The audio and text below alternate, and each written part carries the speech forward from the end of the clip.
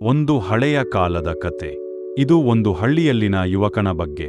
ಅವನು ತನ್ನ ಕನಸುಗಳನ್ನು ಹಕ್ಕಿಯಂತೆ ಹಾರಿಸಲು ಬಯಸುತ್ತಾನೆ. ಆದರೆ ಹಳ್ಳಿಯಲ್ಲಿನ ಜನರು ಅವನನ್ನು ಅರ್ಥಮಾಡಿಕೊಳ್ಳುವುದಿಲ್ಲ. ರಾಮು ಯುವಕನ ಹೆಸರಾಗಿದ್ದು. ರಾಮು ತನ್ನ ಹಳ್ಳಿಯ ಹೊರಗೆ ಹೋಗಿ ದೊಡ್ಡ ನಗರವನ್ನು ನೋಡಲು ಬಯಸುತ್ತಾನೆ ಮತ್ತು ಇದರ ಬಗ್ಗೆ ಯೋಚಿಸುತ್ತಾ ಊರಿನ ಬೆಟ್ಟದ ಮೇಲೆ ಬಂದು ಕುಳಿತು ಯೋಚಿಸುತ್ತಾನೆ. ಆದರೆ ಅವನ ತಂದೆ ಮತ್ತು ತಾಯಿ ಅವನನ್ನು ಬಿಟ್ಟು ಹೋಗಲು ಅನುಮತಿಸುವುದಿಲ್ಲ. ಆದರೆ ರಾಮು ತನ್ನ ಕನಸುಗಳನ್ನು ತಿರಸ್ಕಾರ ಮಾಡಲು ಸಿದ್ಧನಲ್ಲ. ಅವನು ತನ್ನ ಸ್ನೇಹಿತನನ್ನು ಕರೆದು, ನಾವು ಹಳ್ಳಿಯಿಂದ ಹೊರಗೆ ಹೋಗಿ ನಮ್ಮ ಕನಸುಗಳನ್ನು ಹಾರಿಸಲು ಸಾಧ್ಯವಾಗುತ್ತದೆ ಎಂದು ಹೇಳುತ್ತಾನೆ. ಅವನ ಸ್ನೇಹಿತನು ಸಹ ಒಪ್ಪುತ್ತಾನೆ. ಅವರು ತಮ್ಮ ಹೃದಯದಲ್ಲಿ ಧೈರ್ಯವನ್ನು ತುಂಬಿಕೊಂಡು ಹೊಸ ನಗರವನ್ನು ಕಂಡು ಹೊಸ ಜನರೊಂದಿಗೆ ಭೇಟಿಯಾಗುತ್ತಾರೆ.